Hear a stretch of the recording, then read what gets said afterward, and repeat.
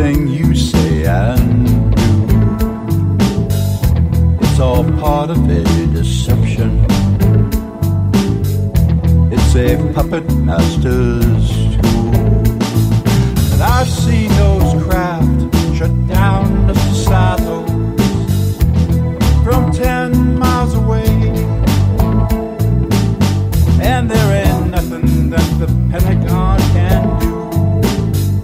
They can make them go away. From Malmstrom to Manhattan, Boston to LA, there are people asking questions and they will not go away. But what has been seen might not be what it seems. The government's shadows dance and deceive. You can advertise your business on Night Dreams Talk Radio, and you will be heard worldwide. Why not contact us at nightdreamstalkradio@gmail.com.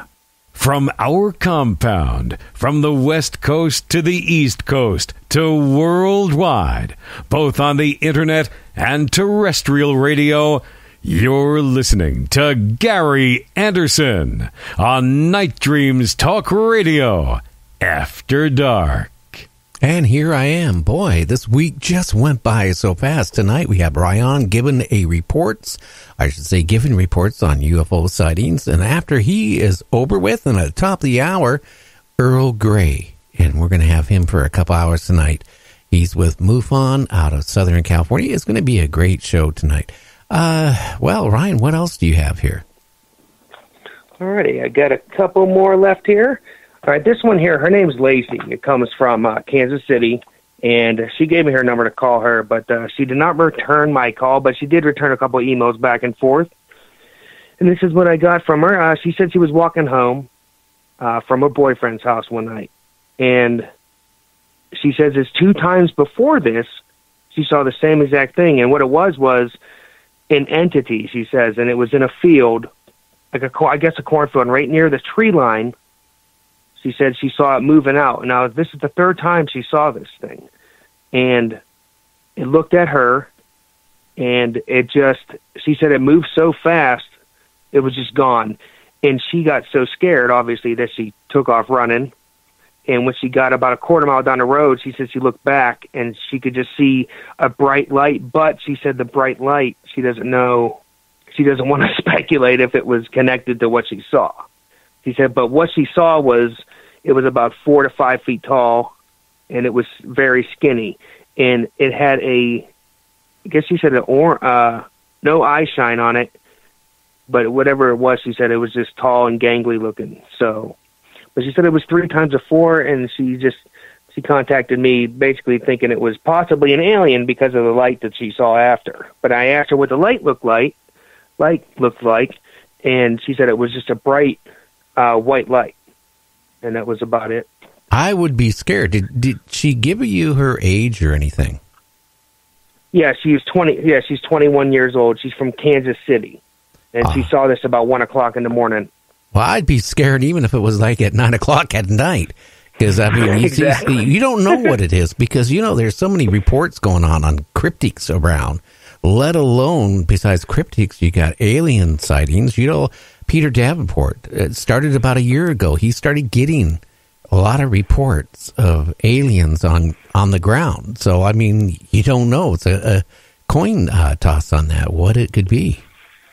Exactly. Those are my favorite kinds of accounts, those with entities on the ground, because you don't really hear too many about them. No. I mean, at least in this day and age. And if people honestly do see something like that, they're not going to really talk about it. I would have been really surprised if she would have called you back, because then if on a phone conversation, you're kind of stuck at maybe giving out more information than you really want to. It's exactly. Really emotional stress when you see, let alone a UFO, but if you see something strange like what she was describing, I tell you, yeah, I would be kind of hesitant to make a phone call and talk to somebody about it. Emails are easy. Yeah, exactly. That's why I was debating on this one. If the light wasn't involved, I probably would have went to Lon over, because I'm an investigator for Phantoms and Monsters. I probably would have just filed that one with him to see what he thought about it. But when I heard there was a light involved, I'm thinking, possibly, an extraterrestrial. Yeah. Well, as me and you would call it an ET, James would call it a TE. I would not. Okay. But I got to ask Ryan a question. Are you going to, a couple of the reports you just gave, it sounds like there's some patterns there. They could have had maybe been abducted because there was missing time. You plan on maybe following back up with them to see about that? Yeah, for sure. The Chris story up in Kane. Matter of fact, before we got on here, I just shot him an email, and then I also emailed him yesterday. And he told me he would get back to me today, or he would get back to me tomorrow. But yeah, those two guys were up front for the most part about it, and then after when they got to the missing time part, because it was driving, I forget the other guy's name, but it was driving him crazy. He couldn't grasp what had happened, and the other guy was a little bit more, I guess, into the UFO field, so he knew what missing time was. But the other guy, Pat, I'm sorry. Yeah, he just didn't want to, I guess, give up that he was actually abducted. But I guess that's what Chris has been talking to him about for the last, couple of days now. So interesting.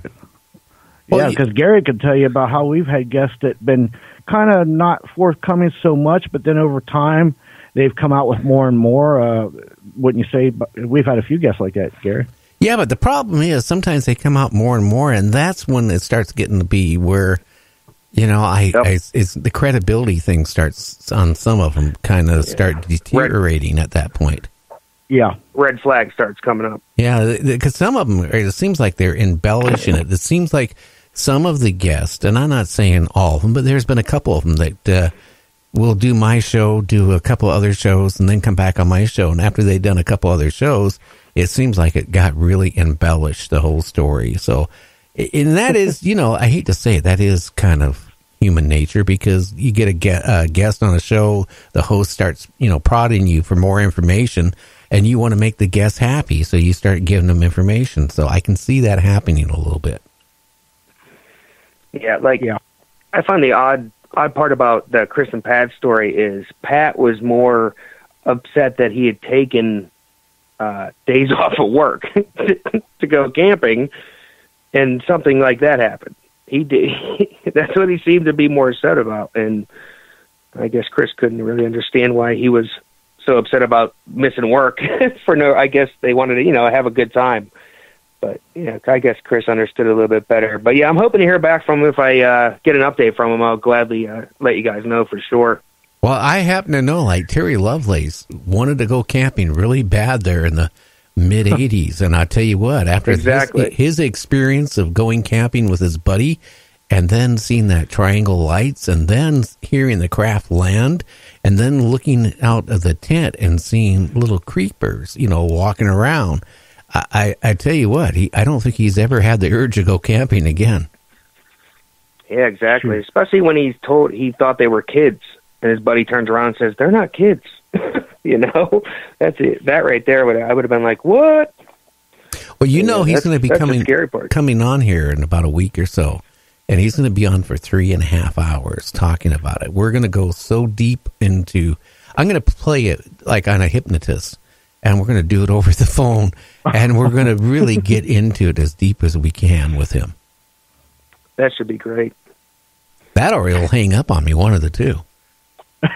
or he'll be hypnotized forever. Gee. Or I'll be hypnotized. I might hypnotize myself here. So, Ryan, anything else exciting? Yeah, I got a couple more here. I got one more from Kansas City. Now, this is in Kansas City, Kansas. Alrighty, and this happened about 9:30 at night, and they would not give me their name, and I'm not going to share their email with me. So, and all it says is, I was jogging home when I looked to the left, and he said he saw a shiny, small object in a field. I'm guessing it was another cornfield. And he said he looked at it, he stopped, and he was going to start walking closer to it. And As soon as he started to take that step, it was up and gone. Now, he sent me 2 more emails after that. I asked him, well, what did it do when it come off the ground? I said, did it do anything? I said, or was it just up and gone? And for the first time I've gotten in one of these, he said it went off the ground, and then he said it didn't hover or anything. It was just still, still as a rock on the ground.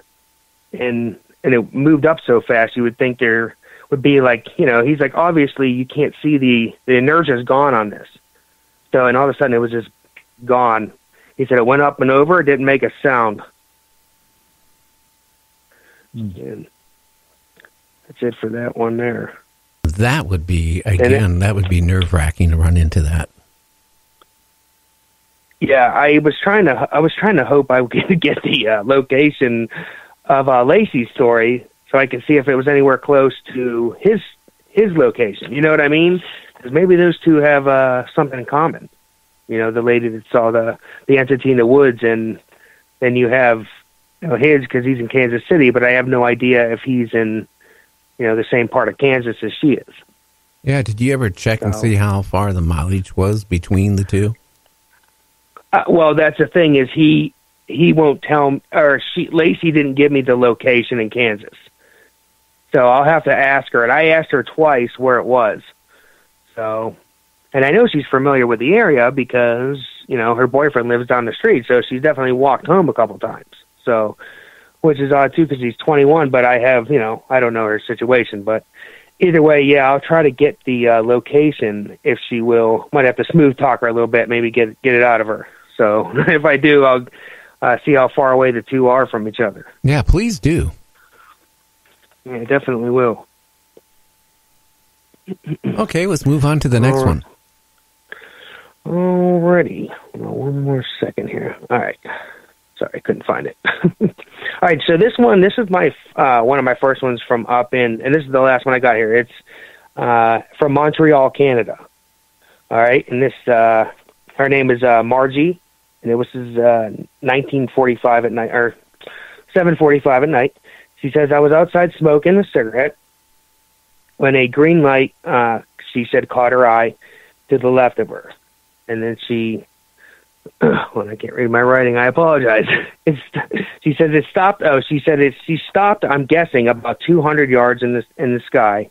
And then it hovered there for a second. And then it made a very odd noise, which at this time, the neighbor came out of her back porch to see what it was as well. And as this took off, and when it did take off, it didn't go all the way into the sky. It went further into the sky, stopped for a second, and then went the complete opposite way, and then it disappeared. But the neighbor saw it as well. So right now I'm working on getting her name and getting her information. Interesting. Now, again, for people contacting you for reports, go ahead and give everybody the information how they can find you. Yeah, it's Ryan Investigator at gmail.com. That starts with an R. You can also reach me at my name on Facebook, which is, Ryan Fusco. Obviously 2 words. And then I have a page you guys can get me at. It's the 14 Western Pennsylvania UFO Encrypted Sightings and Reports.